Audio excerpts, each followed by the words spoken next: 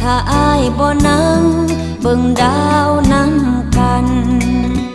บ่มีก็ได้ปากซอยตรงนั้นหากอ้ายลืมวันเคยเที่ยวร่วมทาง